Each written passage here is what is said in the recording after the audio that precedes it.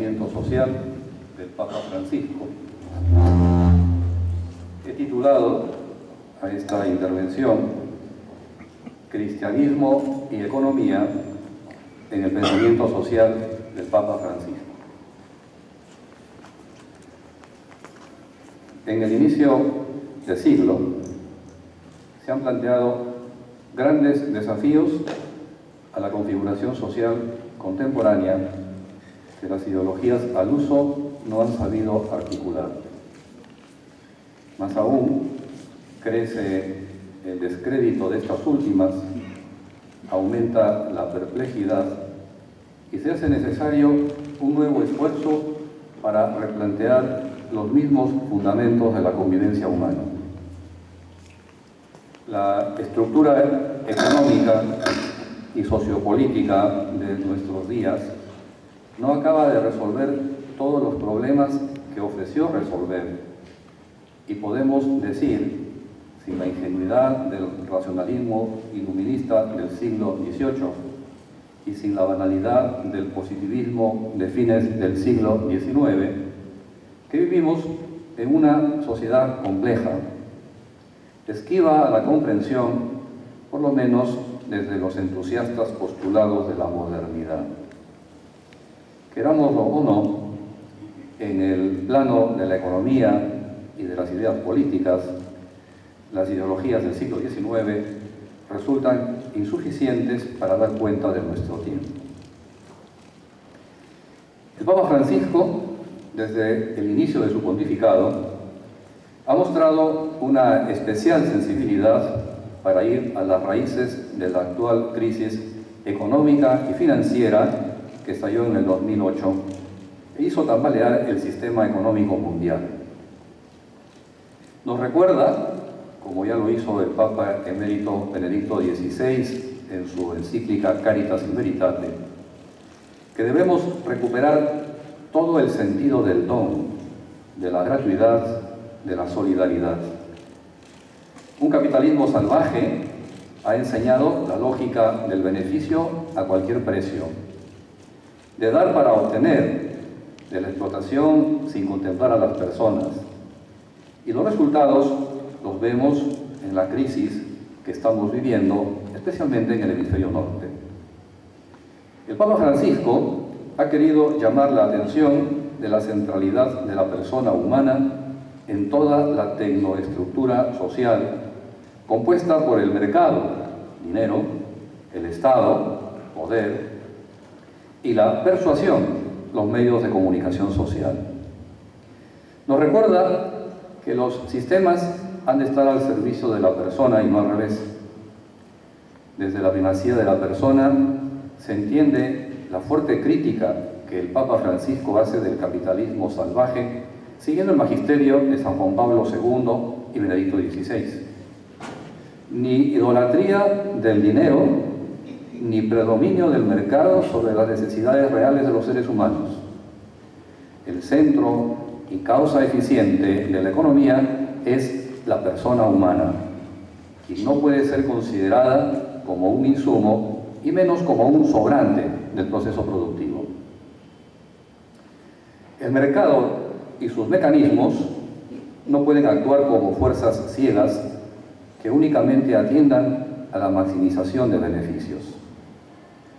No se entiende por eso que se desperdicien alimentos y no lleguen a los pobres, que se contamine el medio ambiente en aras de una explotación indiscriminada de la naturaleza. La propuesta del Papa Francisco hay que mirarla como lo que es, un juicio moral y no una clase de economía. Por eso afirma: estoy lejos de proponer un populismo irresponsable, pero la economía ya no puede recurrir a remedios que son un nuevo veneno, como cuando se pretende aumentar la rentabilidad reduciendo el mercado laboral y creando así nuevos excluidos. Defensa, pues, de los pobres y de los que sufren distintas formas de fragilidad, entre ellos los niños, aquellos también que están por nacer, los más inocentes, porque, dice el Santo Padre, no es progresista pretender resolver los problemas eliminando una vida humana. El Sumo Pontífice nos anima a vivir el mensaje social de la Iglesia, acunado en los inicios del cristianismo y formalizado en la ya célebre encíclica de León XIII, la Rerum Novarum, de 1891, pasando por el fecundo magisterio de San Juan Pablo II y la encíclica Caritas in Veritate del Papa Emérito Benedicto XVI del 2009, en plena crisis financiera. Podemos preguntarnos, en esta encrucijada del camino, marcado por un fuerte sello tecnocrático, ¿tiene algo que decirnos el mensaje social de la Iglesia? ¿Es práctico? ¿Podríamos extirpar la corrupción ético-funcional que vemos en el país? ¿Hay algo que nos pueda interesar y nos resulte útil para configurar la convivencia humana? ¿Cómo hacer para que el pensamiento retorne a la realidad y creativamente dé cuenta de ella? La respuesta no es sencilla, y dejando de lado triunfalismos ingenuos, nos adherimos a la ponderada intervención de Juan Pablo II. Dice: la Iglesia no tiene modelos para proponer. Los modelos reales y verdaderamente eficaces pueden nacer solamente de las diversas situaciones históricas, gracias al esfuerzo de todos los responsables que afrontan los problemas concretos en todos sus aspectos sociales, económicos, políticos y culturales que se relacionan entre sí. Es decir, a ninguno se nos exime del esfuerzo de pensar y poner por obra aquello que puede ser un aporte eficaz para el bien común. Recordemos que cuando San Juan Pablo II visitó el Perú en 1985, afirmó que la doctrina social de la Iglesia aporta criterios éticos radicales. Todo cristiano ha de sentirse urgido a llevarlos a la práctica. Por ello es necesario no solo generosidad de corazón, sino empeño eficaz y competencia técnica. Hace falta que cristianos convencidos, peritos a la vez en los distintos saberes y conocedores por propia experiencia de los ámbitos políticos, económicos y sociales, reflexionen a fondo sobre los problemas de la sociedad contemporánea para iluminarlos con la luz del Evangelio. De esta reflexión surgirán orientaciones y pautas plurales en muchos casos, que estimulen a los hombres de acción y los guíen en su actuación. De este intercambio entre hombres de pensamiento y de acción podrá derivar la mejora de la sociedad, la justicia y con ella la paz. No basta, pues, querer hacer el bien, sino que es necesario a la vez saber hacerlo. Y para eso hemos de poner talante y talento en este afán de configurar una economía a la medida de la persona humana. No es el activismo de fuegos artificiales lo que salvará a los seres humanos. Seres humanos con hambre de pan y hambre de Dios. Basta ver las multitudinarias procesiones del Señor de los Milagros para corroborar que los peruanos pisamos la tierra.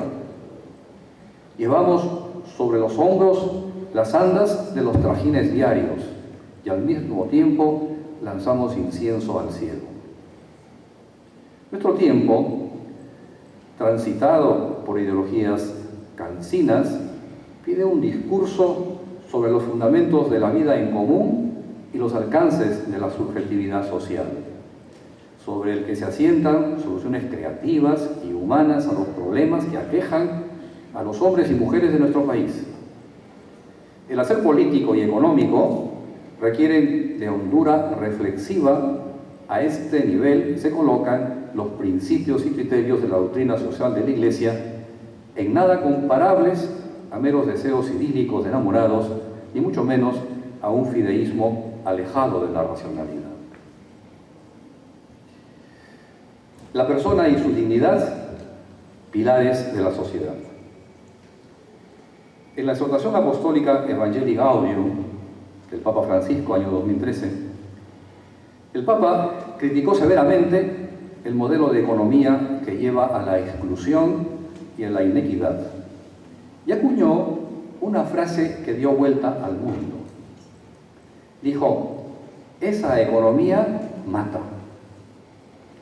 No puede ser que no sea noticia que muere de frío un anciano en situación de calle y que así lo sea una caída de 2 puntos en la bolsa. Eso es exclusión.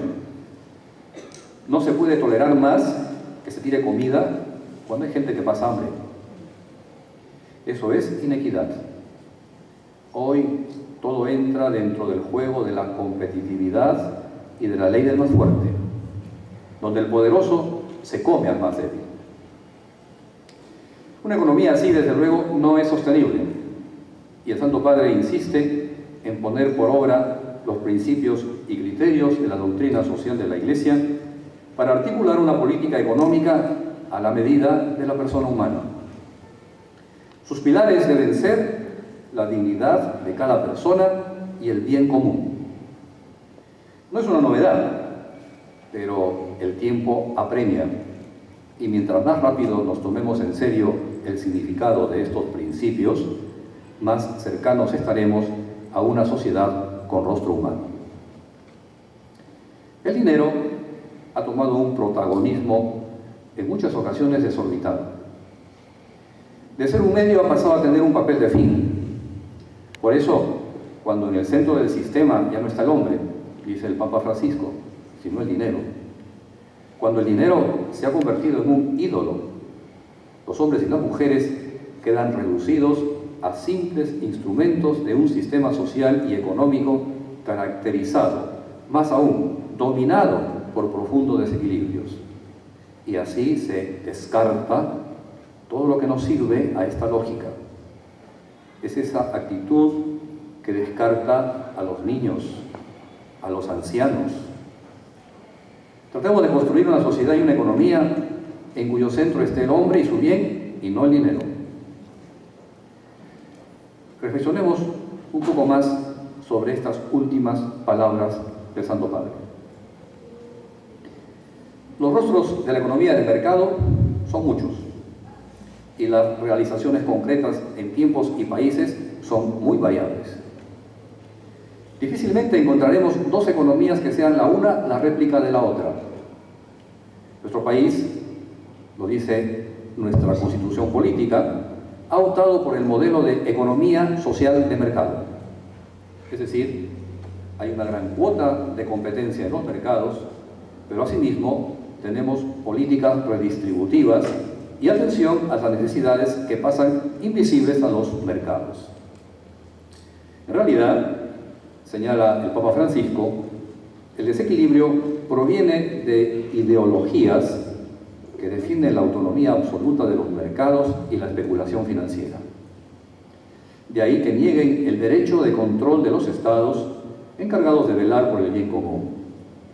Se instaura una nueva tiranía invisible, a veces virtual, que impone de forma unilateral e implacable sus leyes y sus reglas. El afán de poder y de tener no conoce límites. En este sistema, que tiende a fagocitarlo todo en orden a acrecentar beneficios, cualquier cosa que sea frágil, como el medio ambiente, queda indefensa ante los intereses del mercado divinizado, convertidos en reglas absolutas. Tanto la autonomía de los mercados como la especulación financiera son asuntos técnicos, pero a la vez tienen una indudable dimensión moral.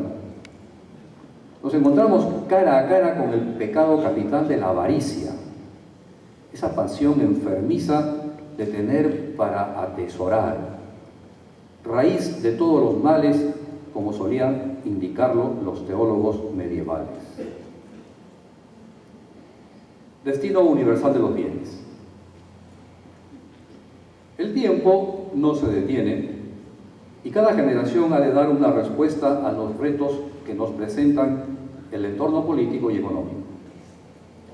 San Juan Pablo II, casi exactamente hace 30 años, diciembre de 1987, en su encíclica Social Solicitudo Rei Socialis, nos recordó que cada vez aumenta la convicción de una radical interdependencia y, por consiguiente, de una solidaridad necesaria que la asuma y traduzca en el plano moral. Tenemos un destino común y la felicidad a la que aspiramos no se obtiene sin el esfuerzo y el empeño de todos sin excepción. En este mismo sentido, el Papa Francisco ha señalado que la solidaridad es una reacción espontánea de quien reconoce la función social de la propiedad y el destino universal de los bienes como realidades anteriores a la propiedad privada. La posesión privada de los bienes se justifica para cuidarlos y acrecentarlos de manera que sirvan mejor al bien común, por lo cual la solidaridad debe vivirse como la decisión de devolverle al pobre lo que le corresponde. Los peruanos lo sabemos. Para muestra un botón, durante el fenómeno del Niño Costero, cuánta buena voluntad y cuánta solidaridad expresada en obras vivimos ayudando a nuestros hermanos necesitados. Las miles de horas de los voluntarios y la generosidad de tantos y tantas hablan de esa vocación a la solidaridad que anida en el alma humana. La función social de la empresa, la hipoteca social que grava a la propiedad privada, no son realidades ajenas al manejo de las organizaciones.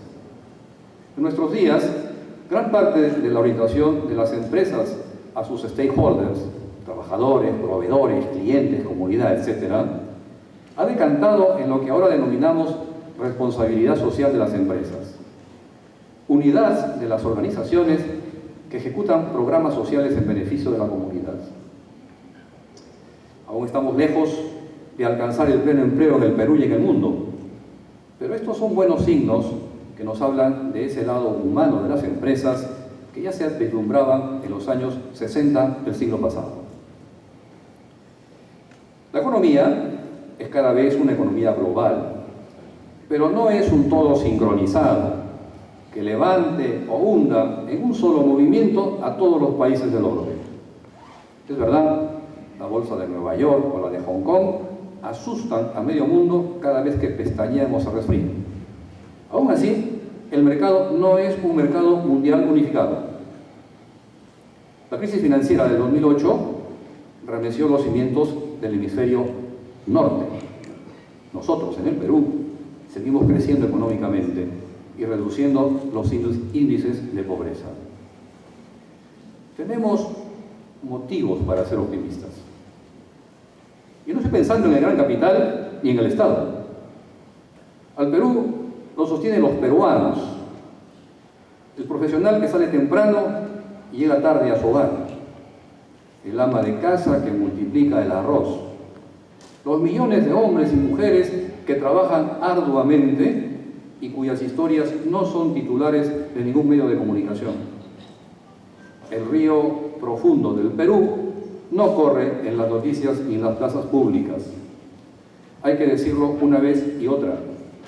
La política y el periodismo que se ocupan de los llamados grandes problemas del Perú han olvidado las millones de historias pequeñas, reales, que hacen que nuestro país se levante cada mañana a trabajar. Trabajo y dignidad humana. Hay ciertamente modelos económicos y modelos de empresas que están organizados alrededor del dinero y de la pura eficacia. Se han quedado en gran parte en los modelos de principios del siglo XX. Modelos denominados mecanicistas que tan solo buscan resultados económicos. Pongamos un ejemplo para ilustrar este mal modelo de hacer empresas. Muchos de los que estamos aquí hemos visto la película La lista de Schindler, Spielberg, 1993, sobre el Holocausto judío. Película de un dramatismo intenso que sobrecoge el alma y da tanto que pensar. Oskar Schindler, empresario alemán, es una historia basada en hechos reales. Crea la fábrica de utensilios esmaltados de cocina e inicia sus actividades durante la ocupación alemana de Cracovia, Polonia, durante la Segunda Guerra Mundial. Escoge a un contador judío para que dirija la fábrica y contrata la mano de obra más barata del mercado. Mujeres y hombres judíos entresacados del gueto en el que estaban hacinados. Sus relaciones con los oficiales nazis son buenas en la medida en que los adula y satura de placeres, regalos y dinero mal habido. El negocio es formidable. Al cabo de poco tiempo, Schindler cuenta sus ganancias por baúles. Hay escenas conmovedoras. A una simple indicación del oficial nazi, decenas de judíos se lanzan a limpiar las calles repletas de nieve. Familias enteras abandonan sus casas para irse a un campo de concentración. Un herrero fabrica una bisagra en tiempo récord. Los inútiles son eliminados. Y cada trabajador tiene que estar demostrando minuto a minuto que es esencial. Me pregunto, ¿qué competencias directivas tenían los oficiales nazis para conseguir obediencia tan pronta y resultados tan evidentes? ¿Sería el carisma personal de los jefes? ¿Quizás su capacidad de comunicar? ¿Quizás la confianza que inspiraban? ¿Probablemente su conocimiento del negocio? Quienes han visto la película tienen la respuesta en la punta de la lengua. No había ninguna competencia directiva en los jerarcas nazis. Todo lo conseguían con la pistola por delante. O lo haces, o lo haces. Efectivamente, estos resultados solo se pueden conseguir en ambientes en los que la empresa se ha degradado a un conglomerado de unos pocos amos y muchos esclavos. Con una pistola o un buen látigo ya no hacen falta programas de formación directiva ni cursos de motivación para el personal. Una empresa no es un campo de concentración, es una comunidad de personas unidas para un fin social común. Queremos hacer un buen producto o servicio y deseamos también hacernos mejores como profesionales y personas. Todos procurando hacer las cosas bien, tanto empleados como directivos.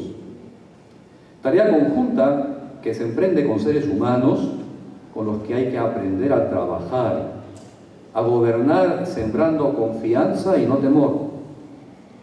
No ponemos en duda la obligación de generar valor que todos tenemos en nuestras organizaciones. De ahí que no podamos dejar de ser competentes siempre. Pero si en la empresa debo justificar a cada instante que soy un empleado esencial y útil, hemos dejado de ser una organización humana para ser tristemente un plumífero más en una granja de gallinas ponedoras a la espera de ser beneficiada y convertida en caldo de medianoche por baja productividad. Claro, tampoco el empleado es un robot al que se le da la información adecuada, un input, en espera de un resultado preciso, un output. Dirigir personas es aprender, entre otras cosas, que el camino más corto entre el empleado y el jefe no es necesariamente la línea recta. Para muestra un botón y cuento lo que le sucedió a un amigo. Él es un competente ingeniero informático dedicado a diseñar sistemas de software para las empresas. Con las máquinas le iba muy bien. Me decía, las computadoras son predecibles y rápidas. Haces un clic en un comando y obtienes en pantalla rápidamente lo que esperas. No hay sorpresas. En cambio, me seguía contando, con las personas no es así. De hecho, tenía dificultades para relacionarse con las personas. Les hago una pregunta y tardan un montón en responder. Y cuando lo hacen, no es la respuesta lógica que esperas. Es desesperante, terminaba diciendo. Sí, ciertamente, los seres humanos somos así. Pero no es una calamidad. Al contrario, es una verdadera riqueza abierta a la creatividad. Ya lo dijo el viejo Aristóteles, mandar a esclavos no tiene ningún mérito. El Papa Francisco es muy claro con este problema de la instrumentalización de los seres humanos en las organizaciones. Dice, no existe peor pobreza material, me urge subrayarlo, no existe peor pobreza material que la que no permite ganarse el pan y priva de la dignidad del trabajo. El desempleo juvenil, la informalidad y la falta de derechos laborales no son inevitables. Son resultado de una previa opción social, de un sistema económico que pone los beneficios por encima del hombre. Si el beneficio es económico, sobre la humanidad o sobre el hombre. Son efectos de una cultura del descarte que considera al ser humano en sí mismo como un bien de consumo que se puede usar y luego tirar. El diseño de una política social o laboral al interior de una empresa o a nivel nacional no es sencillo. Según el modelo de nuestra economía, la medida de los derechos de los trabajadores depende de una suerte de condicionamientos internos y externos a la empresa, entorno. La economía de mercado imprime su lógica en el trabajo humano y ya no tenemos reparo alguno en referirnos al mercado laboral. La empleabilidad es ahora una de las dimensiones profesionales que forma parte de esa mentalidad que entiende al trabajo como un factor más de la producción. Aunque no vivimos en el mejor de los mundos, es verdad que junto a situaciones que claman al cielo por las injusticias que se cometen contra los trabajadores, también es cierto que no todo es malestar. Cuanto menos somos testigos de una mayor sensibilidad que revaloriza la dignidad del hombre y en especial el trabajo humano. Estamos lejos de una consideración teórica simplemente instrumental del trabajo. Los aires son otros y no se puede negar que el trabajo es la causa eficiente del proceso productivo y que tiene prioridad frente al capital, el cual no puede quitar o disminuir la dignidad del hombre que trabaja. Sin embargo, en este tema no faltan tampoco los contrastes y paradojas. Pues si bien todo tipo de declaraciones señalan enfáticamente que el trabajo es el verdadero eje del proceso productivo, también es verdad que no hay trabajo para todos, que los sueldos muchas veces no alcanzan, que el cambio nos pone nerviosos y las oportunidades laborales no están abiertas a todos. Estos desajustes, en parte, se explican porque los sistemas económicos aún se guían por el criterio del máximo beneficio, dentro del cual los derechos de los trabajadores pasan a ser un simple costo, que en parte la legislación laboral procura custodiar de la avaricia del entorno. Permanecer indiferente a esta realidad y enarbolar a la vez la bandera de la dignidad del trabajo no deja de tener una cierta dosis de cinismo. La solución de fondo del problema no radica en la espera de un entorno mejor. La reforma es más profunda y más que un cambio de legislación se requiere de un cambio de mentalidad, de tal modo que los derechos objetivos del hombre del trabajo sean los que deben constituir el criterio adecuado y fundamental para la formación de toda la economía, bien sea en la dimensión de toda sociedad y de todo Estado, bien sea en el conjunto de la política económica mundial, así como de los sistemas y relaciones internacionales que de ella se derivan. Tener trabajo no es solo un medio para conseguir dinero y mantener una familia. Es muchísimo más que eso. Y el Santo Padre Francisco lo dice por activa y pasiva. Señala que el trabajo forma parte del plan de amor de Dios. Nosotros estamos llamados a cultivar y custodiar todos los bienes de la creación y de este modo participamos en la obra de la creación. El trabajo es un elemento fundamental para la dignidad de una persona. El trabajo, por usar una imagen, nos unge de dignidad, nos colma de dignidad, nos hace semejantes a Dios que trabajó y trabaja y actúa siempre. Da la capacidad de mantenerse a sí mismo, a la propia familia y contribuir al crecimiento de la propia nación. Afortunadamente, en muchos lugares este planteamiento va encontrando acogida y ya son muchas las empresas, empresarios, consultores, que han entendido que la maximización de los beneficios no lo es todo. El trabajo no es solo un costo, es mucho más. Es la causa eficiente de todo el proceso productivo. La realidad es superior a la idea, dice el Papa Francisco. Quisiera contar una moraleja para poder ilustrar esta idea que es especialmente importante ahora. La realidad es superior a la idea. Se cuenta que en un lejano rincón del Tíbet se encontraba un sabio oriental que luego de muchos años de estudio y esfuerzo terminó de escribir su gran aporte a la humanidad. Se trataba nada menos que de una enciclopedia sobre los océanos en varios voluminosos libros. El sabio llamó a sus discípulos para hacerles entrega de su legado intelectual. Todos quedaron maravillados por el tremendo esfuerzo de su maestro. No obstante, uno de los discípulos, con cierto temor, hizo el siguiente comentario: Maestro, usted nunca ha salido de estas montañas ni ha visto el mar en su vida. Maestro, permítame preguntarle lo siguiente: ¿y si los océanos resultan que no son como usted lo dice en sus libros, qué pasaría?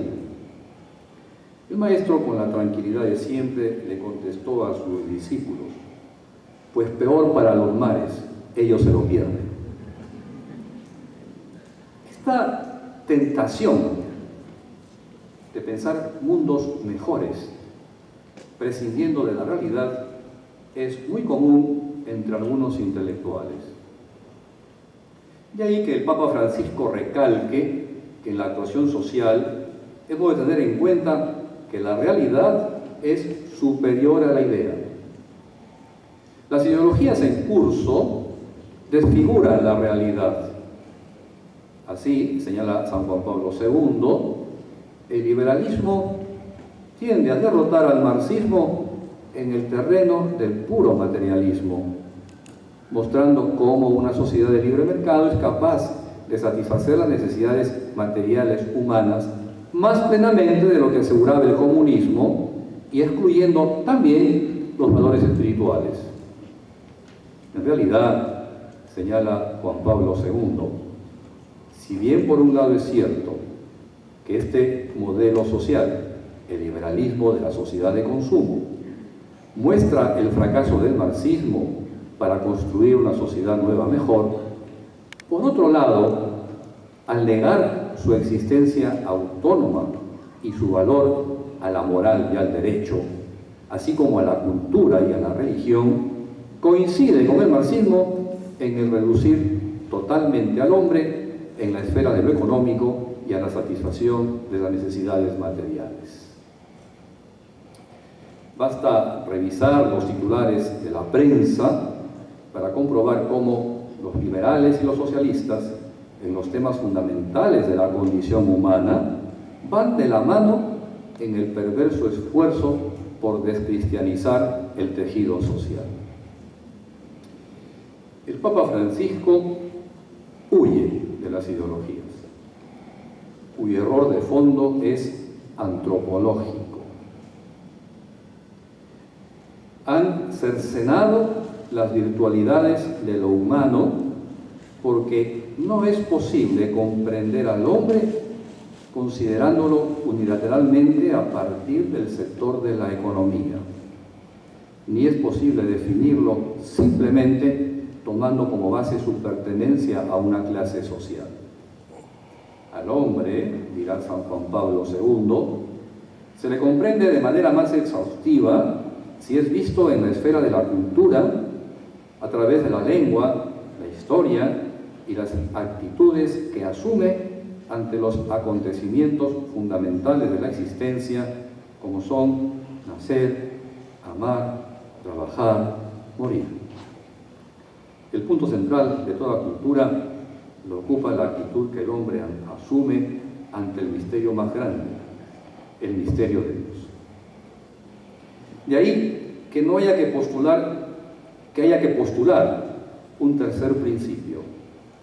La realidad es superior a la idea.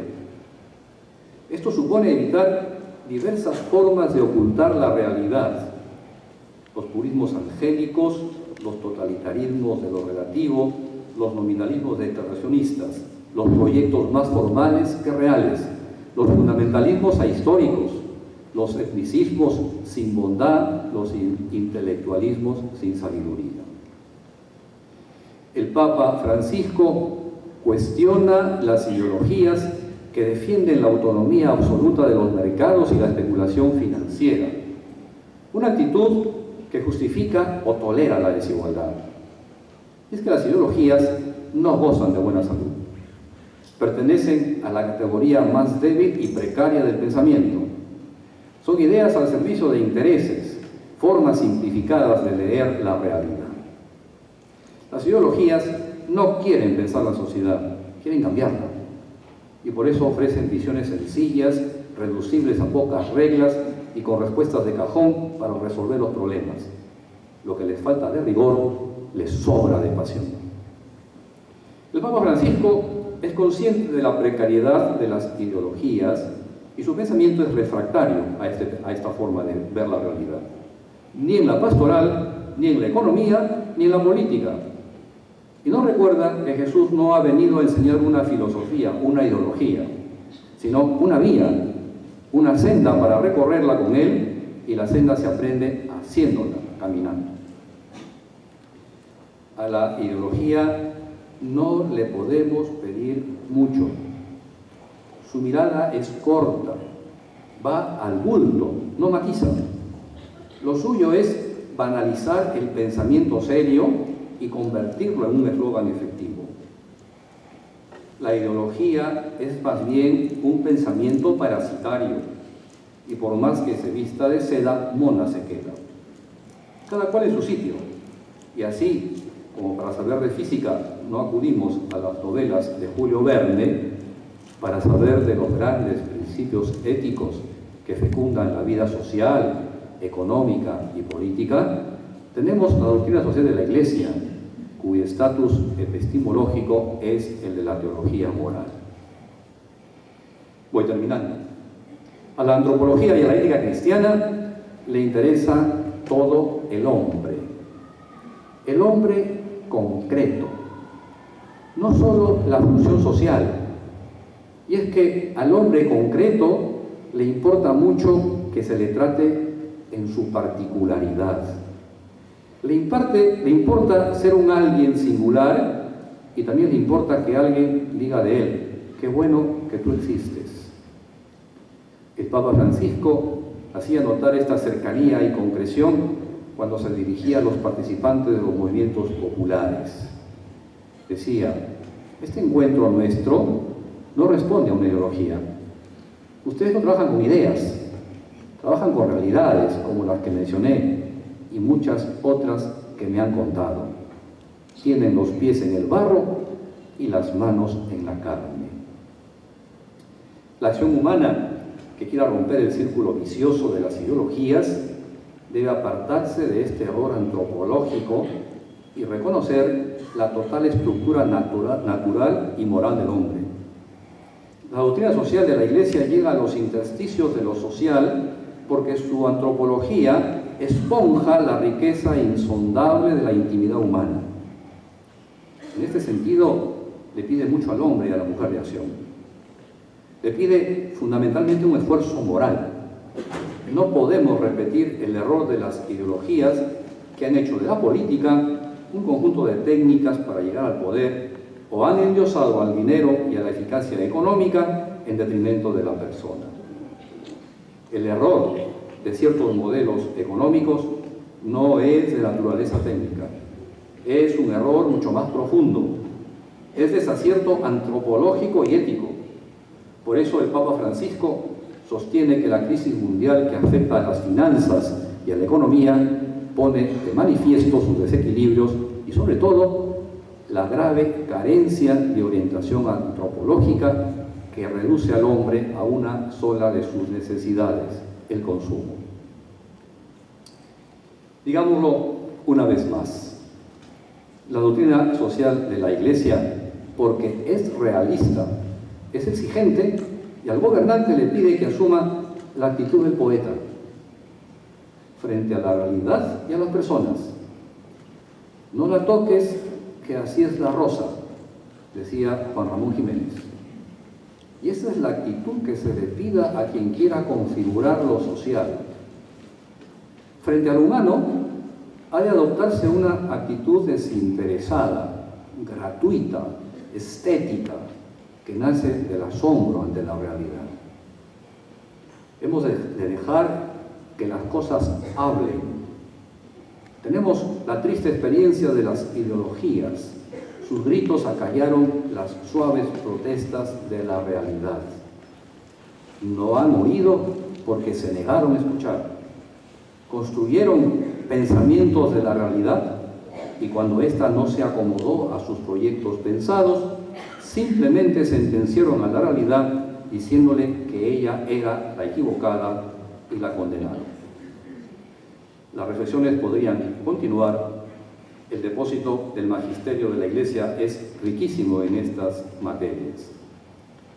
El cristianismo no debe ser relegado al mundo del mito, ni tampoco al de la emoción, sino que debe ser respetado por su deseo de iluminar la verdad sobre el hombre, de transformar espiritualmente hombres y mujeres, permitiéndoles así realizar su vocación a la historia. Muchas gracias.